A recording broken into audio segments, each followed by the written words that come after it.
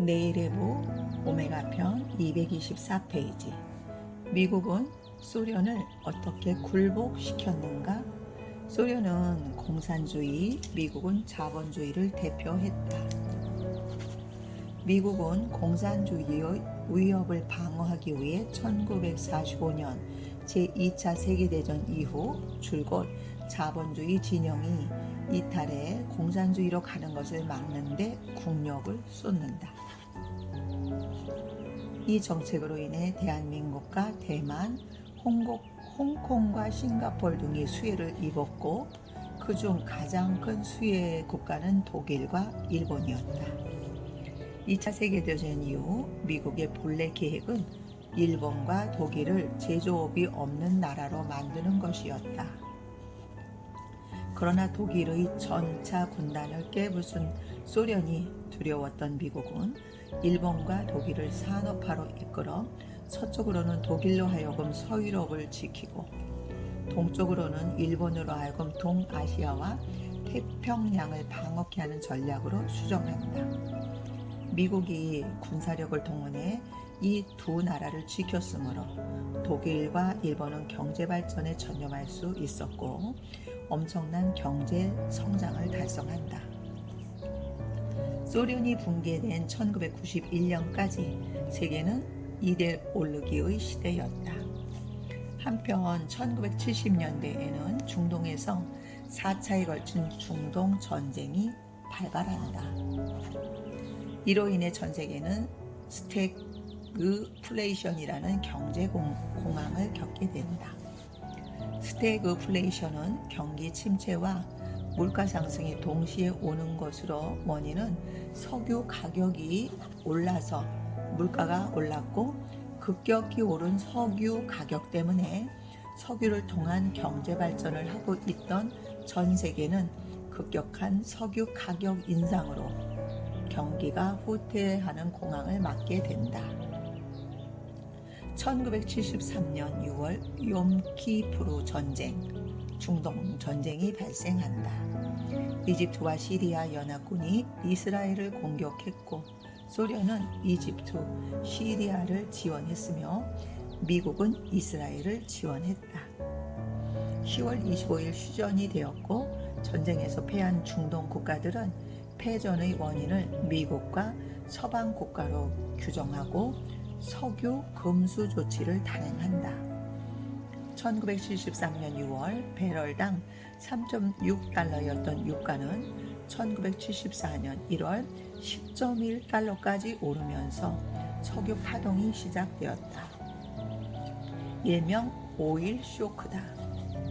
석유는 20세기를 지배한 에너지다. 산업혁명 이후 인류 발전의 가장 중요한 원천이었다. 이전 농업시대에는 식량 에너지의 시기였다. 따라서 땅을 빼앗기 위한 전쟁이 주를 이루었다. 하지만 산업혁명 이후 석유의 중요성이 크게 부각되자 석유를 두고 벌이는 전쟁이 잦아졌다. 생산 주체가 사람과 가축에서 기계로 바뀌면서 석유가 없으면 전 산업이 가동을 멈출 수도 있기 때문이다. 산업뿐인가 비행기, 자동차, 선박, 기차, 이동수단을 비롯해 가정에서 사용하는 전기불, 냉장고, 가스레인지 등 인류의 생존에 석유는 그 대체제를 찾기 힘들 정도로 중요하게 되었다. 따라서 20세기에는 석유 에너지 패권을 잡는 자가 100년을 지배했다. 그런데 그 석유가 쏟아지는 곳이 중동이다. 미국도 정책 노선을 바꿀 수밖에 없다. 미, 소 냉전 시대의 가장 중요한 곳은 독일, 일본이었고 그 다음이 한국과 터키였다. 그런데 오일 쇼크가 발생하면서 중동 지방의 정치적 중요도가 커지는 계기로 작용한다. 미국도 중동의 전략적 가치를 새롭게 깨닫는다. 이에 미국은 석유 금수 조치를 취한다. 조금은 엉뚱한 전략으로 보일 수 있으나 당시에는 당연한 결과였다. 석유를 계속해서 수출하다 보면 언젠가는 석유가 고갈될 수도 있다. 지금이야 석유 탐사 기술의 발달로 석유의 매장량이 늘어나고 더구나 셰일 가스까지 발견되면서 석유 고갈론이 쏙 들어갔지만 당시에는 석유를 이런 식으로 캐내다 보면 언젠가는 바닥날 것이라는 우려가 팽배했다.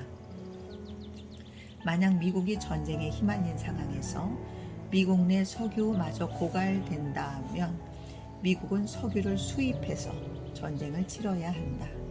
미국은 소련과의 전쟁 시뮬레이션에서 소련의 잠수함이 대서양을 장악해 해상에서 미국의 석유 보급로를 차단한다면 끔찍한 결과로 이어질 수 있음을 우려한다. 이런 전략적 이유 때문에 금수 조치를 단행한 것이었다.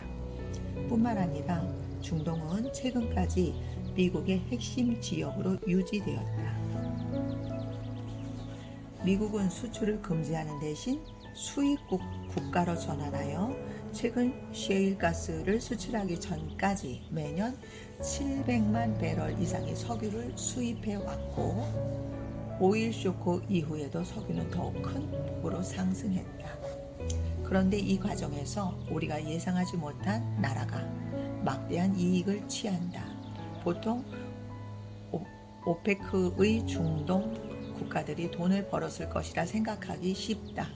그러나 사실 중동 국가들은 석유를 감산했기 때문에 시장 점유율이 떨어졌고 그로 인해 석유 가격은 올랐지만 실질적으로 번 것은 거의 없었다. 그렇다면 그 당시 누가 석유로 돈을 벌었는가? 바로 소련이다.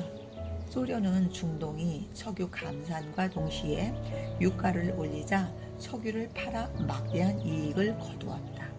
1970년대까지만 해도 북한이 남한보다 더 잘 살았다는 얘기가 있다. 막대한 석유 이익을 바탕으로 소련이 북한을 비롯한 위성 국가들을 원조했기 때문이다. 러시아는 1980년 모스크바 올림픽을 통해 자신의 경제력을 대외에 자랑하기에 이른다. 미국은 이에 위협을 느껴 소련 재고 시나리오를 가동한다. 시기로는 1980년대 초반이며 레이건 행정부 시절이었다.